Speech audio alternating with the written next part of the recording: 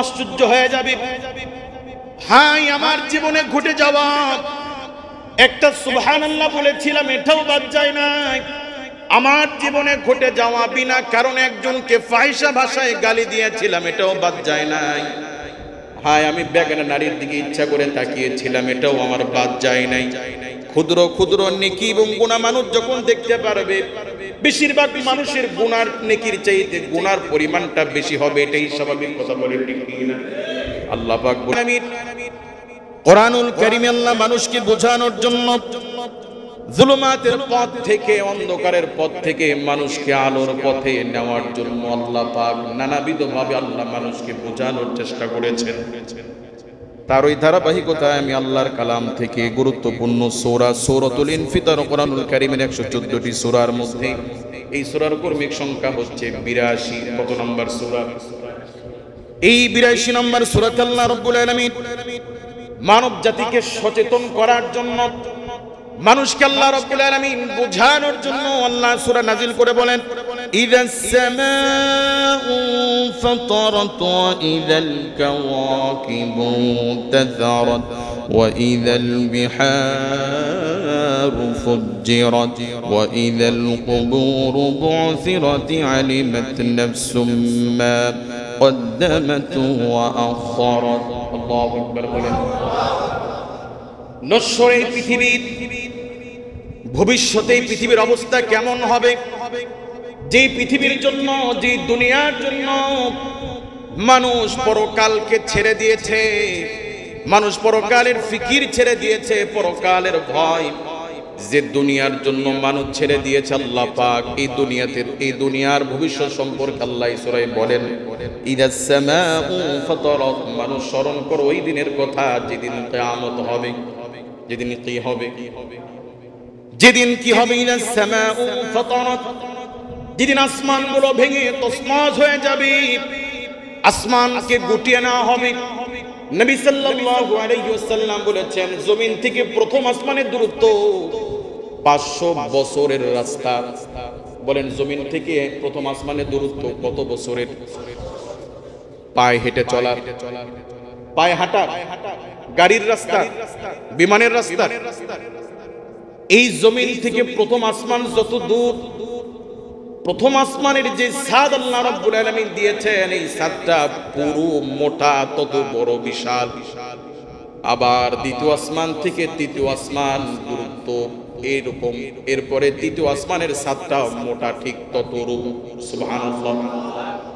অর্থাৎ জমিন থেকে প্রথম আসমানের দূরত্ব যত বিশাল, প্রথম আসমানের ছাদের পুরুত্ব, ছাদের পুরো ছাদ মোটা এরকম, এভাবে দ্বিতীয় আসমানের পরে আবার এরকম 500 বছরের রাস্তা, এরপরে আবার আরেকটা ছাদ। এভাবে আল্লাহ রাব্বুল আলামিন এই জমিনের উপরে 7টি আসমান তৈরি করেছেন। বলেন কয়টি? আল্লাহ রাব্বুল আলামিন বলেন, যেদিন কিয়ামত হবে, ইযাস সামাউ ফাতারাত, সেদিন এই বিশাল আসমানগুলো, আল্লাহর এই সৃষ্টিরা, যে আসমানগুলো আর থাকবে না, এই আসমানগুলো সেদিন ধ্বংস হয়ে যাবে। কার কথা?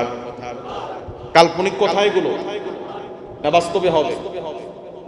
এরপর আল্লাহ রাব্বুল আলামিন বলেন, ওয়া ইযাল কাওয়াকিবু তাসারাত, যেদিন কিয়ামত হবে, ইসরাফিল যেদিন ফু দিবে, ওয়া ইযাল কাওয়াকিবু তাসারাত, আসমানের যে কাওকাবানাসি, যে তারকারাজি আছে, এই আসমানের তারকারাজিগুলো, চাঁদ, সূর্য, এগুলো খুলে খুলে সেদিন ঝরে ঝরে পড়তে থাকবে, সেদিন আর স্থির থাকবে না। তো আল্লাহ রাব্বুল আলামিন বলেন, যেদিন ইসরাফিল ফু দিবে, ওয়া ইযাল কাওয়াকিবু তাসারাত, সেদিন এই তারকাগুলো, চাঁদ, সূর্য, মঙ্গল গ্রহ, ব্ল্যাক হোল, গ্যালাক্সি, আকাশের তারকারাজিগুলো সেদিন ঝরে ঝরে পড়তে থাকবে।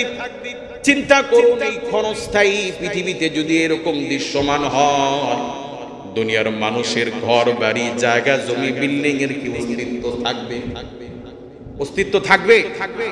কাজী আল্লাহ রাব্বুল আলামিন বলেন, মানুষ স্মরণ করো ওই দিনের কথা, ওয়া ইযাল কাওয়াকিবু তাসারাত, এমন একদিন আসবে যেদিন কিয়ামত হবে, যেদিন এই তারকাগুলো খুলে খুলে পড়তে থাকবে। ওয়া ইযাল বিহারু ফুজ্জিরাত, এই জমিনের ভিতরে যে পানি আছে, যে সমুদ্রগুলো আছে, এই সমুদ্রগুলো সেদিন তালমাতাল হয়ে যাবে, যেন উত্তাল পাগলের মতো হয়ে যাবে। ওয়া ইযাল কুবুরু বু'সিরাত, আর জমিনের নিচে যে মানুষদেরকে কবর দেওয়া হয়েছে সেদিন কবরগুলোকে উন্মোচিত করে দেওয়া হবে। জমিন তার ভেতরে রাখা মানুষগুলোকে, মৃত ব্যক্তিদেরকে জমিন বমি করে দিবে, জমিন বের করে দিবে। সেদিন মানুষগুলো আল্লাহর আদালতে উত্তোলিত হবে, আল্লাহর সামনে দণ্ডায়মান হবে। এই কথা আল্লাহ পাক যতটুকু আমাদেরকে বলছেন, বলুন তো এগুলো বাস্তব না অবাস্তব? এগুলো হবে না হবে না?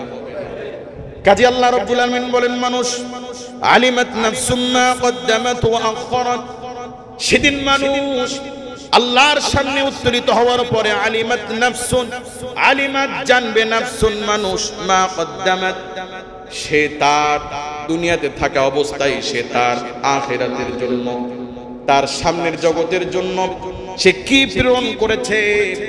মানুষ তার জীবনে যা যা নেক আমল করেছে আল্লাহ রাব্বুল আলামিন সেদিন মানুষের সামনে তুলে ধরবেন। মানুষ সেদিন তার প্রত্যেক কৃতকর্মের ফলাফল সেদিন সে দেখতে পারবে।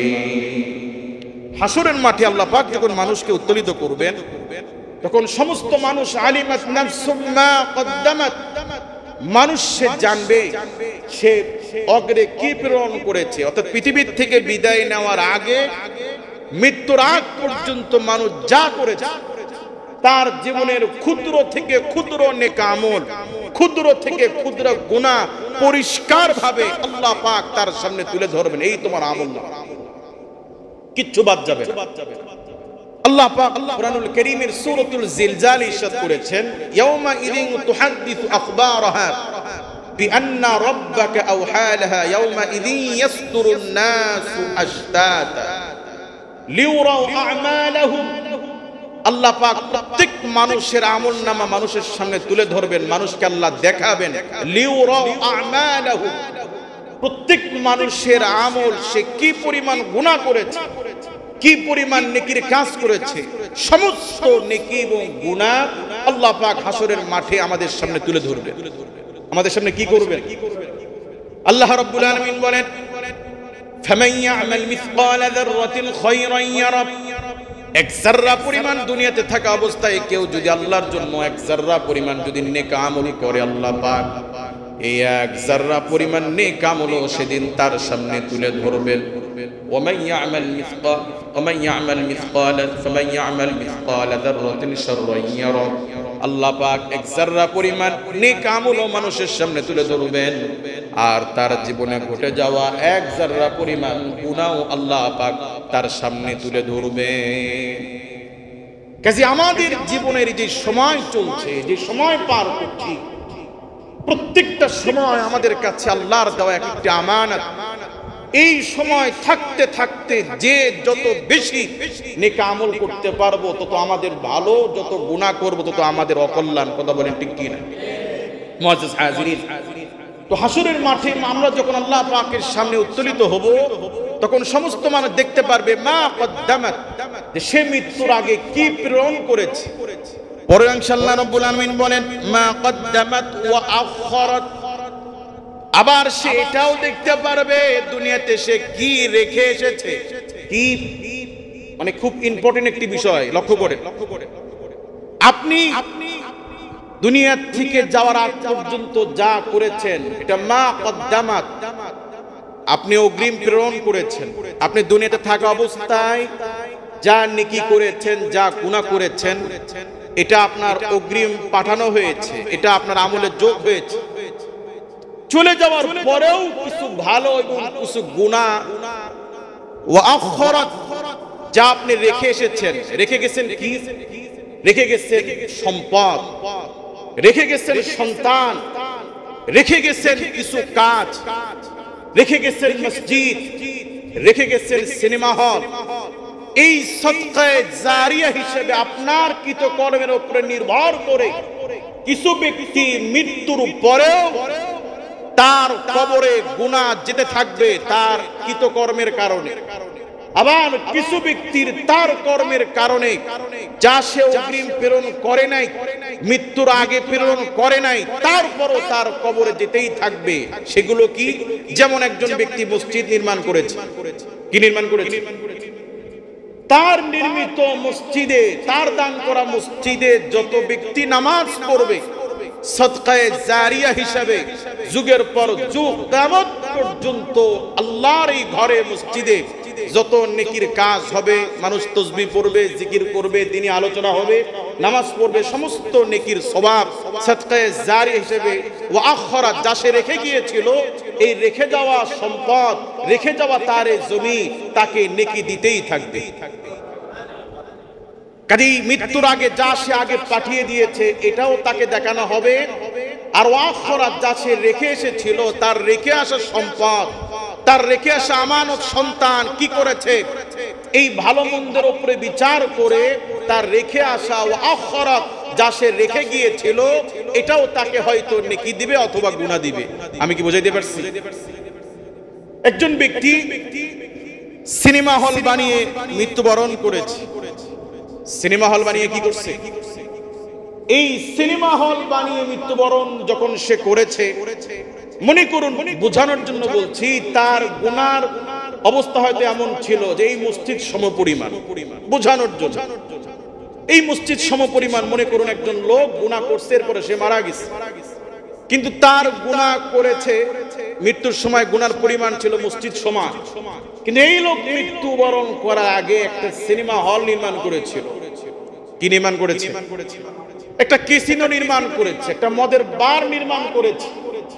তার রেখে যাওয়া এই সম্পদ, তার রেখে যাওয়া চলমান এই গুনাহ, যুগের পর যুগ তার এই সিনেমায় মানুষ সিনেমা দেখেছে, যুগের পর যুগ তার এই কেসরিতে মানুষ মদ পান করেছে, যুগের পর যুগ তার রেখে যাওয়া এই পতিতালয়ে মানুষ জিনা ব্যভিচার করেছে। প্রত্যেকটা গুনাহ হয়েছে, গুনার একটি পার্সেন্টেজ, গুনার একটি অংশ জারিয়া হিসেবে তার কবরে জমা হতে থাকবে। আলিমাত নাফসুম মা কদ্দামাত ওয়া আখরাত, সবাক হয়ে যাবে। কিয়ামতের আগেও 2 ঘন্টা আগেও, কিয়ামতের আগেও আমার আমলে গুনাহ জমা হয়েছে। হাই, আমি মরেছি আজ থেকে 1500 বছর আগে, হাই আমি মরেছি 500 বছর আগে, অথচ গতকালকের গুনাহ আমার আমলে। কারণ কি? ওয়াখরাত, সে যা রেখে গিয়েছিল, সে রেখে যাওয়া জিনিসও কোন জিনিস তাকে উপকার করেছে, অর্থাৎ ভালো কাজ করলে তার আমলে নেকি পাবে, আবার রেখে যাওয়া গুনাহ রেখে গেলে তার কবরে সে ওয়াখরাত হিসেবে যা রেখে গিয়েছে এটা তাকে গুনার বেনিফিট দিবে। নাউজুবিল্লাহ বলেন। একজন ব্যক্তি ভণ্ড মৃত্যুর আগে একটা মাজার তৈরি করে মানুষকে সেজদার নিয়ম শিক্ষা দিয়ে গেছে। আছে না এরকম ভণ্ডামি? আল্লাহর ওলি মানেই খারাপ না, পীর মানেই খারাপ না, আল্লাহর ওলিদের মাজার মানেই খারাপ না, কিন্তু জেনে শুনে স্বেচ্ছায় সজ্ঞানে যারা মানুষকে শিরিক শিখায়, শিরিকে মানুষকে উপলব্ধ করে, মানুষকে শিরিকের দিকে ধাবিত করে, মানুষকে শিরিকের ক্ষেত্রে বাধা দেয় না, জোর করে মানুষকে দিয়ে সেজদা নেয়, সেজদা দেওয়ায়, এরা মরে যাবে বটে, কিন্তু মৃত্যুর পরে দেখবে সীমাহীন গুনাহ জমার স্তূপ হয়ে গেছে ওয়াফরাত হিসেবে, যা সে করে আসে নাই কিন্তু অটোমেটিক জমা হয়ে গেছে। কাজী আল্লাহ রাব্বুল আলামিনের সামনে মানুষ দেখবে আলিমাত নাফসুম মা কদ্দামাত ওয়া আখরাত, মৃত্যুর আগে যা সে অগ্রিম প্রেরণ করেছে আর মৃত্যুর পরেও যা সে রেখে এসেছে, তার রেখে আসা সন্তানের জন্য আল্লাহ নবী সাল্লাল্লাহু আলাইহি ওয়াসাল্লাম বলেন, কোন মানুষ সন্তান রেখে মারা গেলে, সন্তান যদি গুনার কাজ করে, এই গুনার একটা পার্সেন্টেজ, গুনার একটা ধাক্কা মৃত পিতা মাতার কবরে পৌঁছাইতে থাকে। আবার সন্তান ভালো কাজ করলে, সন্তান দান করলে, সন্তান সদকায়ে জারিয়া স্বরূপ কোনো ভালো কাজ করলে, মসজিদ করলে, মাদ্রাসা করলে, সন্তানের ভালো কাজের জাযা ও সওয়াব অটোমেটিক পিতামাতার কবরে পৌঁছাইতে থাকে। আল্লাহ পাক কোরআনুল কারীমে পৃথিবীর প্রথম সংগঠিত হওয়া কবিরা গুনাহ, পৃথিবীর প্রথম সংগঠিত হওয়া আকবরুল কাবাইর, বড় গুনার মধ্যে একটি গুনাহ হচ্ছে হত্যা, যা সংগঠিত করেছিল আদম আলাইহিস সালামের ছেলে কাবিল। কথা বলেন ঠিক কি না? দুনিয়াতে যত মানুষকে হত্যা করবে তার একটা পার্সেন্টেজ জমা হবে কাবিলের আমলে। কার আমলে? কারণ সে প্রথম প্রবক্তা। তো কাজী মানুষ যখন কোনো ভালো কাজ করে, এই ভালো কাজ সন্তান মাদ্রাসা করলো, মসজিদ করলো, মানব সেবা করলো, এই ভালো কাজের সওয়াব অটোমেটিক তার কবরে চলতে থাকে। আবার মানুষকে কষ্ট দিল, মানুষের সাথে খারাপ ব্যবহার করলো, এটাও সদকায়ে জারিয়া চলতে থাকবে। নাউজুবিল্লাহ বলেন। যেমন মনে করুন বাড়ির পাশে রাস্তা আছে, ইচ্ছা করে মানুষকে কষ্ট দেওয়ার জন্য গর্ত করলেন, ইচ্ছা করে ভালো পরিবেশকে নষ্ট করলেন মানুষকে কষ্ট দেওয়ার জন্য, মরে গেছেন আপনি, রাস্তা তো রয়ে গেছে। কথা বলেন। এই যে মানুষকে ইচ্ছা করে কষ্ট দেওয়ার লক্ষ্যে কোনো একটা রাস্তাকে ক্ষতিগ্রস্ত করলেন বা মানুষকে কষ্ট দেওয়ার নিয়তে কোনো একটা খারাপ কাজ করলেন, মরে গেছেন বটে, কিন্তু আপনার মৃত্যুর পর আপনার কৃতকর্মের জন্য মানুষ কষ্ট পাবে, অটোমেটিক গুনাহ আপনার কবরে চলতে থাকবে। ঠিক তদ্রূপ মৃত্যুর আগে বাড়ির পাশে রাস্তা একটা বাতি দিয়েছেন, পথিকরা চলেছে, উপকার পেয়েছে, আপনার জন্য দোয়া করে নাই, আপনার নামও জানে না, আপনাকে চেনেও নাই, কিন্তু মানুষ উপকার পেয়েছে। মানুষ কি পেয়েছে? লাইট দিয়ে মারা গেছেন, আপনার মৃত্যুর পরে আরো 50 বছরের লাইট ছিল, আপনার ছেলেও জ্বালিয়ে রেখেছিল। এই যে ভালো কাজের প্রবর্তন করে, ভালো কাজ প্রতিষ্ঠিত করে মারা গিয়েছেন, মানুষ নেকি, মানুষ উপকার পেয়েছে, অটোমেটিক সদকায়ে জারিয়া স্বরূপ আপনার কবরে নেকি চলতে থাকবে। এই চিন্তা আমাদের মাথায় তখনই আসবে যখন আমাদের দিলে পরকালের চিন্তা থাকবে। কথা বলে। এই ভালো কাজগুলো মানুষের মাথায় তখনই আসবে যখন তার পরকালের ফিকির থাকবে। অন্যের টাকা আত্মসাৎ করা, মানুষের প্রতি জুলুম করা, ব্যাংকে লুটপাট করা, এই ধরনের ঘৃণিত কাজ তখনই মানুষ বর্জন করতে পারবে যখন মানুষের দিলে পরকালের ভয় থাকবে। কথা বলে। কাজী আল্লাহ রাব্বুল আলামিন বলেন, আলিমাত নাফসুম মা কদ্দামাত ওয়া আখখারাত। সেদিন মানুষ যখন আল্লাহর সামনে উত্তোলিত হবে, মানুষ যখন আল্লাহর সামনে দণ্ডায়মান হবে, মানুষ সেদিন জানতে পারবে মানুষ তার কদ্দামাত আসার আগে কি প্রেরণ করেছে আর কি রেখে এসেছে, মানুষ সেদিন সব দেখতে পারবে। এবার আল্লাহ রাব্বুল আলামিন কুরআনুল কারীমে তার পরে আয়াতে বলেন, ইয়া আইয়ুহাল ইনসানু মা গররাকা বিরাব্বিকাল কারীম।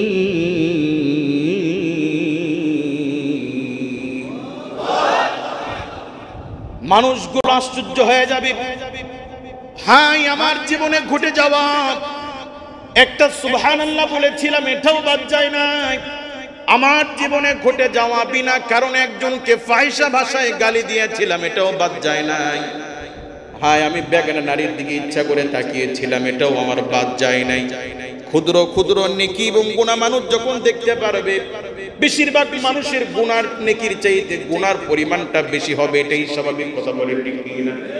আল্লাহ পাক বলবেন, ইয়া আইয়ুহাল ইনসান, ও দুনিয়ার মানুষ, মা গররাকা বিরাব্বিকাল কারীম। মা গররাকা, কিসে তোমাকে বিরত রাখলো, কিসে তোমাকে পাগল করে দিল, কিসে তোমাকে ভুলায় দিল। বিরাব্বিকাল কারীম, ও বনি আদম, মানব সন্তান, কে তোমাকে, তোমার প্রতিপালক, তোমার সম্মানিত রব থেকে, তোমার আল্লাহ থেকে, তোমার স্রষ্টা থেকে, তোমার মালিক থেকে কিসে তোমাকে বিরত রাখলো। ইয়া আইয়ুহাল ইনসানু মা গররাকা বিরাব্বিকাল কারীম। মানুষ আজকে আফসোস করো, আজকে ক্ষতিগ্রস্ত হয়ে নিজের প্রতি নিজে আফসোস করো। মানুষ পরকালে সীমাহীন আফসোস করবে। আল্লাহ তাআলা বলেন, ইয়াকুলু ইয়া লাইতানি কুনতু তুরাবা। মানুষ আফসোস করে বলতে থাকবে, হায় আজকের দিনে যদি আমি মাটি হয়ে যাইতাম। কি হয়ে যাইতাম? সেদিন আল্লাহ পাক বলবেন, মানুষ, ও দুনিয়ার বান্দা, ও দুনিয়ার মানুষ, ও আমার গোলাম, ইয়া আইয়ুহাল ইনসান, ও মানব সম্প্রদায়। আল্লাহ এখানে মুমিনদেরকে বলেন নাই, আল্লাহ শুধু কাফিরদেরকে বলেন নাই, জাতি বর্ণ নির্বিশেষে সমস্ত বনি আদমকে আল্লাহ পাক ইনসান বলে বলছেন। ইয়া আইয়ুহান নাস, ও পৃথিবীর মানুষ সকল। আল্লাহ শুধু মুমিনদেরকে বললেন না, মুসলমানদেরকে বললেন না, আল্লাহ পাইকারি দরে সমস্ত মানুষদেরকে বললেন, মা গররাকা, কিসে তোমাকে বিরত রাখলো, বিরাব্বিকাল কারীম, তোমার সম্মানিত প্রতিপালক থেকে কিসে তোমাকে সরায় দিল, কিসে তোমাকে বিভ্রান্ত করলো।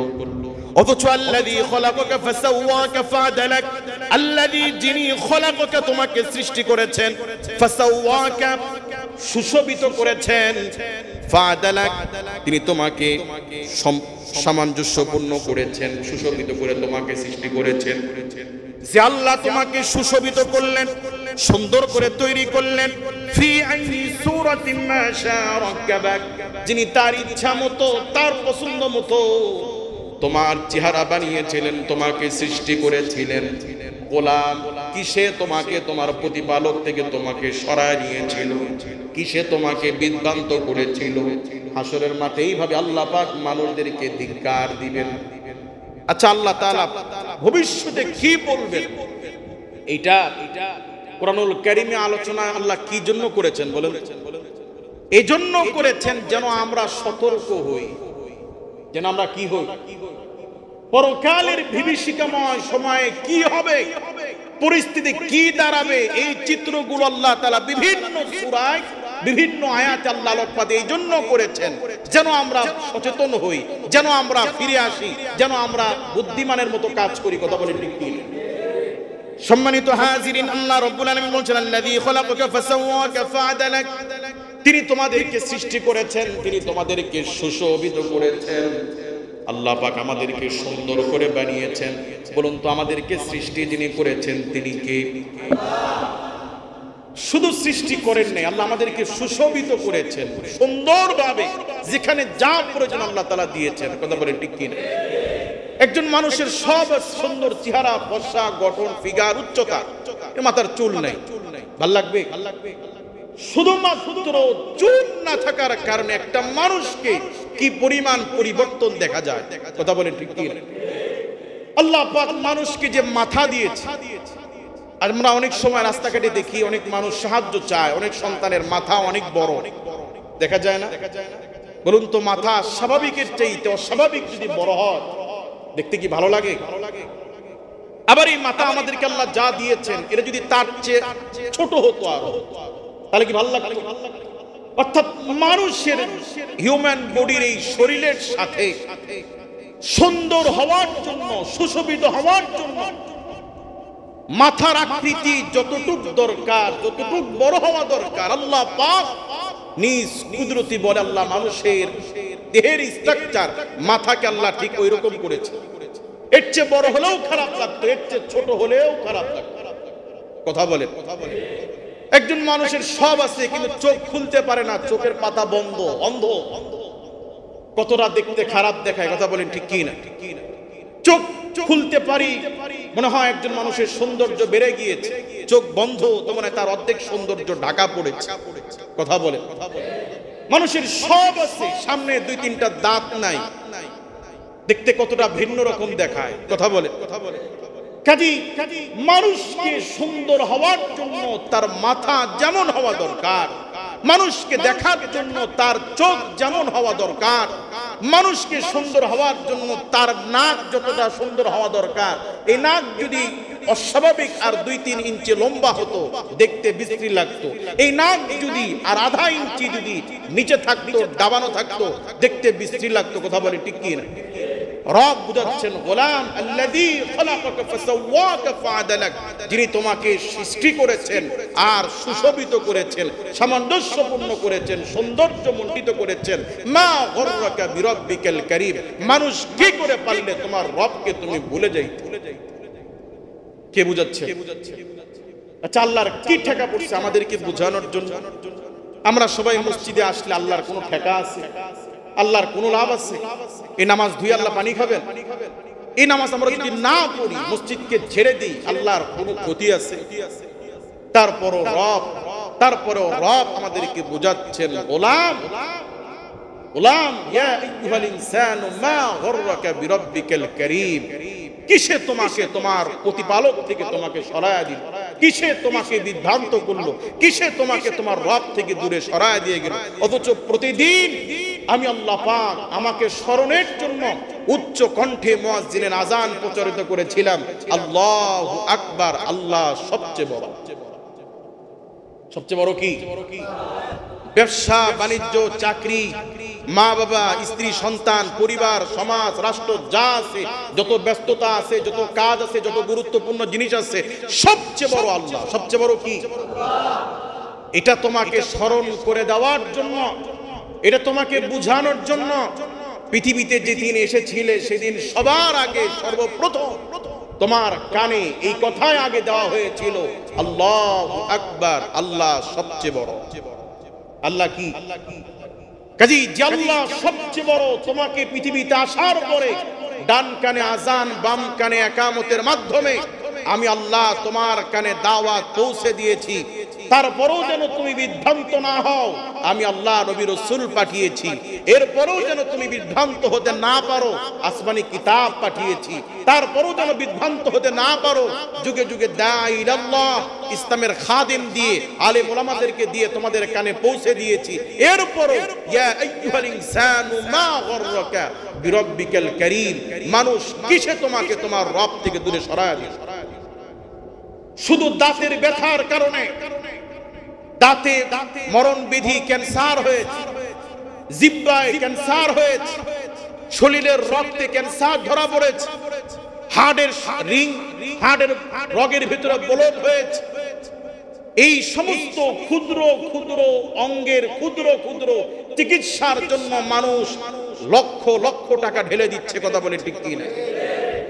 এক ডায়াবেটিস থেকে বাঁচার জন্য মানুষ কত কিছু নিজেকে প্রতি হারাম করে নিয়েছে, কত খাওয়াকে বিসর্জন দিয়েছে, কত ইচ্ছাকে কুরবানি করেছে এক ডায়াবেটিস থেকে বাঁচার জন্য। কথা বলে ঠিক কি না?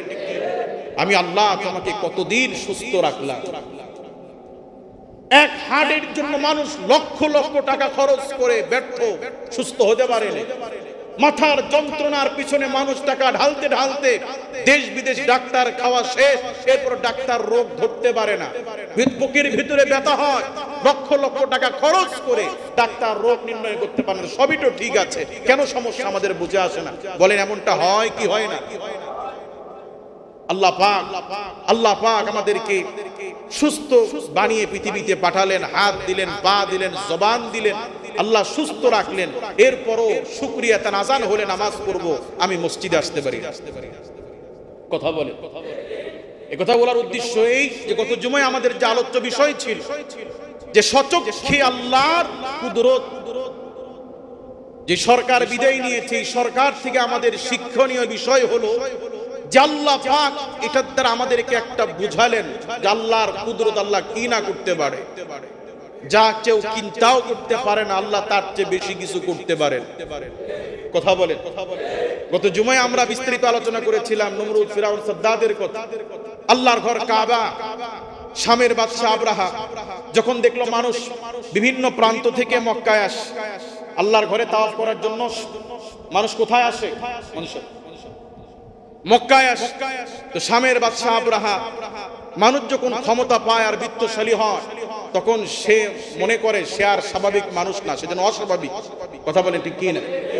শামের বাদশা আবরাহা চিন্তা করছে এরকম একটা কাবা আমিও বানাবো, যাতে করে মানুষ আমার এখানে আসে, একটা স্মৃতি থাকবে, মানুষ যুগের পর যুগ আসবে। কিন্তু তার বানানো কাবায় কোন কুত্তাও যায় না। কি যায় না? তো রাগে ক্ষোভে আল্লাহর ঘর সে ভেঙে ফেলবে। দাম্ভিক শামের বাদশা আবরাহা বিশাল হস্তি বাহিনী নিয়ে, তখন তার এরকম বেকু ছিল না, অত্যাধুনিক প্রযুক্তি ছিল না। তো হাতি শক্তিশালী প্রাণী, হাতিকে নিয়ে আসছে, বিশাল বহর নিয়ে শাম থেকে আসছে আল্লাহর ঘর কাবা ভাঙার জন্য। রাসূল সাল্লাল্লাহু আলাইহি ওয়াসাল্লাম তখন তার মায়ের পেটে। রাসূল কোথায়? নবী সাল্লাল্লাহু আলাইহি ওয়াসাল্লাম 570 খ্রিস্টাব্দে রবিউল আউয়াল মাসে যেই তারিখে পৃথিবীতে আগমন করেছেন, তার ঠিক 41 দিন আগের ঘটনা, অর্থাৎ 1.5 মাস আগের ঘটনা। রাসূল পৃথিবীতে আসার কয়দিন আগের ঘটনা? 1.5 মাস আগের ঘটনা। শামের বাদশা আবরাহা মক্কায় আসছে আল্লাহর ঘর ভাঙার জন্য, বাইতুল্লাহকে ভেঙে শেষ করে ফেলবে। তো বাইতুল্লাহ আল্লাহর ঘরের মুতাওয়াল্লি ছিল নবীর দাদা আব্দুল মুত্তালিব।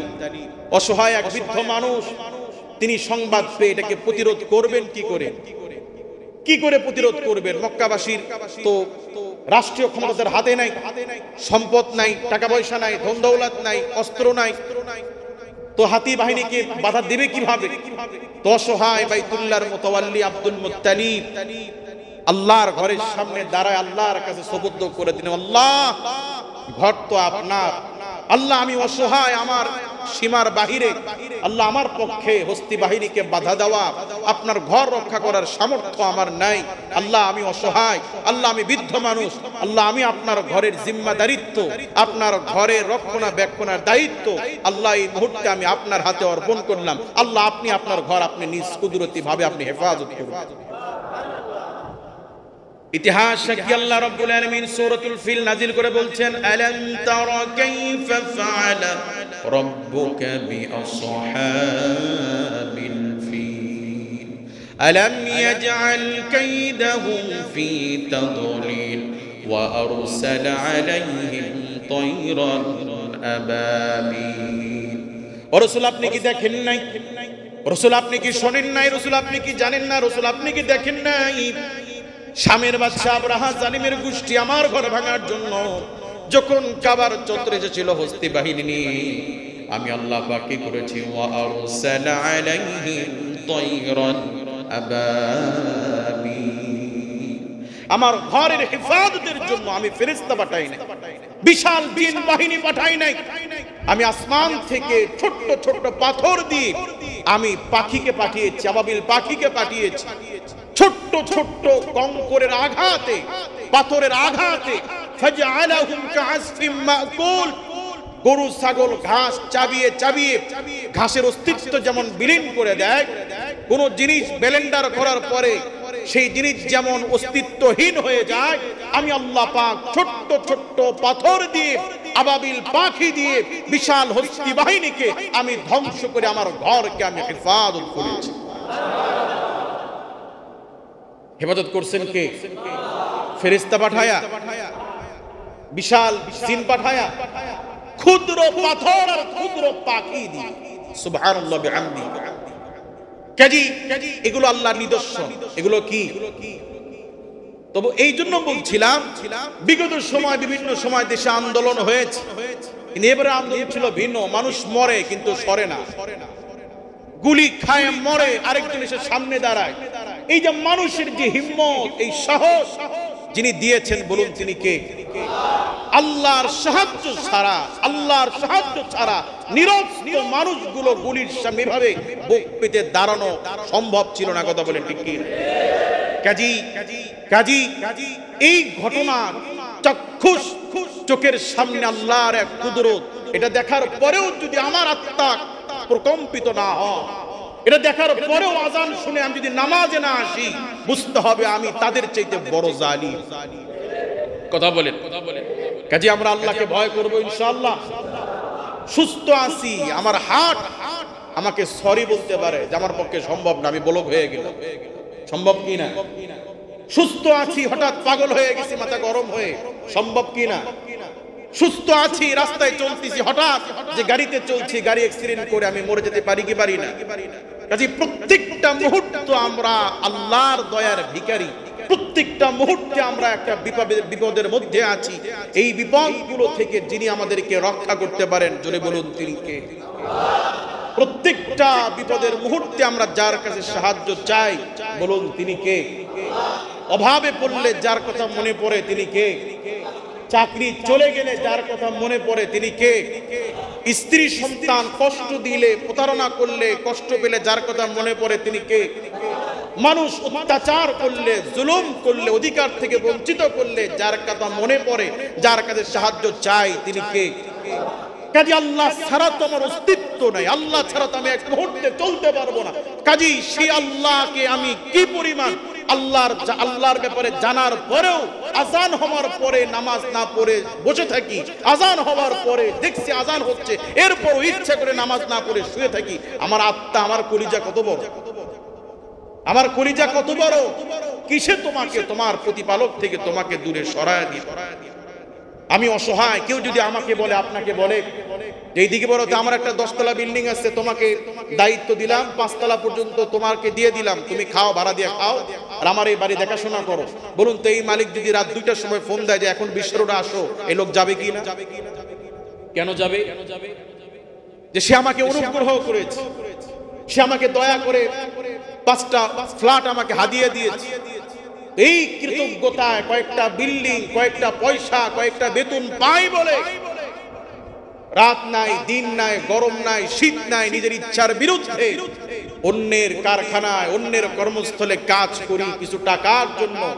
আরে টাকা তো পাওয়া যায় কাজ করলে, টাকা তো পাওয়া যায় বিভিন্ন ভাবে, কিন্তু যার চোখ নাই তাকে চক্ষু দেওয়া সম্ভব? কেউ মারা গেলে তার জীবন দেওয়া সম্ভব? গোটা দুনিয়া দিয়ে দিলাম যে গোটা দুনিয়া বেঁচে যা খুশি করেন, তাও এই লোকটা জীবিত করে দেন, সম্ভব?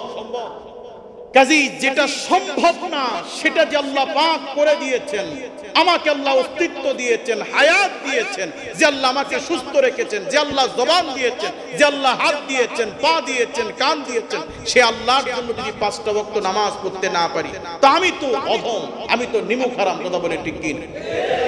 কাজী আমরা আত্মার সাথে আলোচনা করে নামাজের সিদ্ধান্ত নিব তো ইনশাআল্লাহ।